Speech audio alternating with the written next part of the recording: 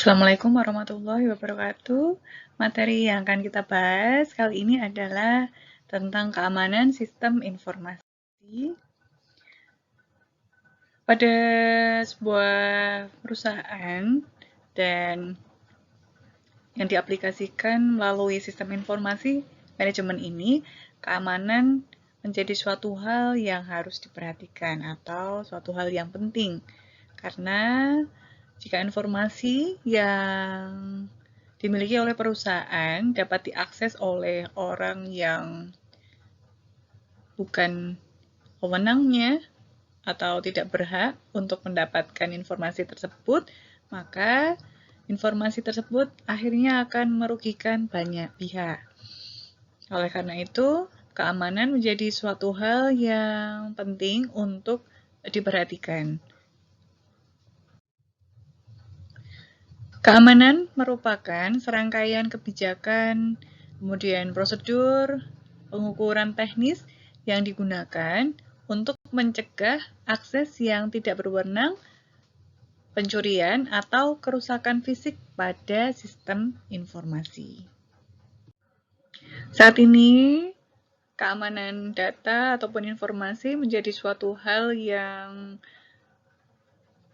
riskan ya, menjadi suatu hal yang berperan penting dan masih belum ada untuk keamanan data ini adalah barrier atau pembatas yang memang bisa benar-benar safe, sehingga di masa ini, saat ini masa pandemi, banyak kita menggunakan untuk aktivitas-aktivitas online, dan berdasarkan dari data yang didapatkan institusi Polri di Indonesia pada bulan April sampai dengan Juli tahun ini terdapat 937 kasus cybercrime.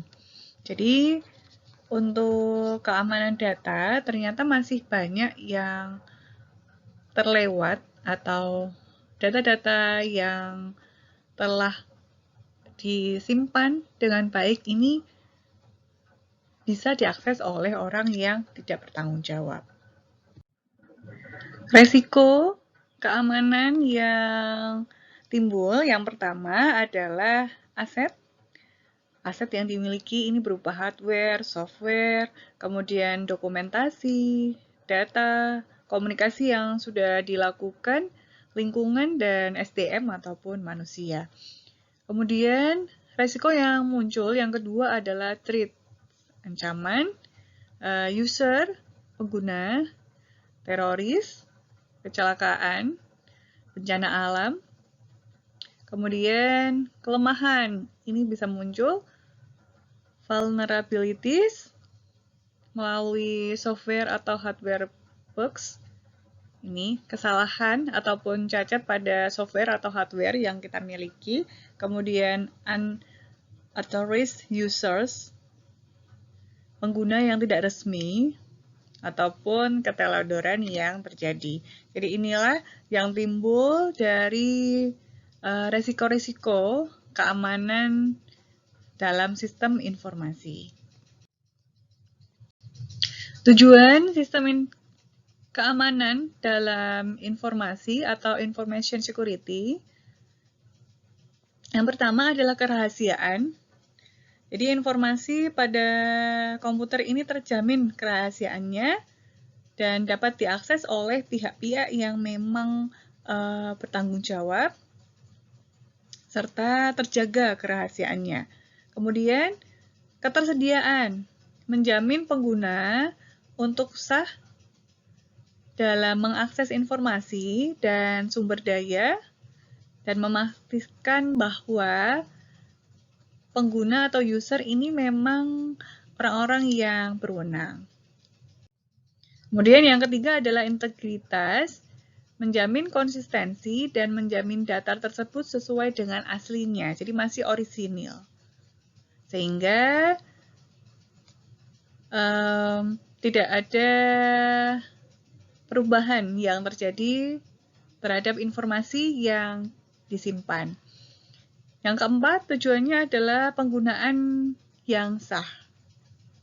Menjamin kepastian bahwa sumber daya tidak dapat digunakan oleh orang yang tidak berhak atau tidak berwenang. Ada beberapa ancaman yang muncul terhadap sistem informasi.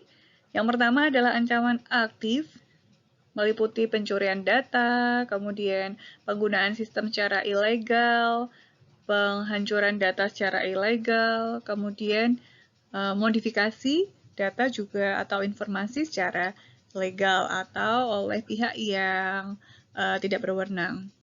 Kemudian ancaman pasifnya yang muncul adalah kegagalan sistem, kemudian kesalahan dari SDM atau manusia, dan bencana alam. Beberapa cara ataupun metode untuk mengamankan sistem informasi. Yang pertama adalah pengendalian akses yang dapat dilakukan dengan identifikasi pemakai atau user. Jadi pengguna ini mengidentifikasi sebelum ataupun saat mengakses data, misalnya dengan menggunakan password. Kemudian pembuktian keaslian pemakai.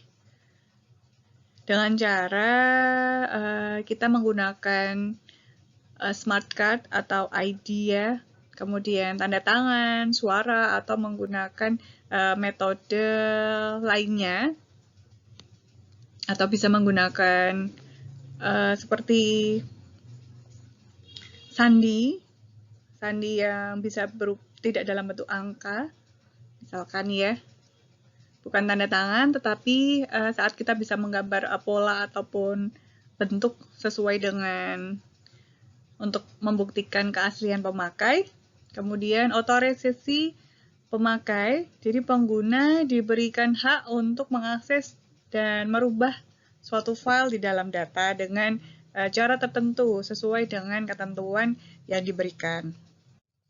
Kemudian memantau adanya serangan pada sistem.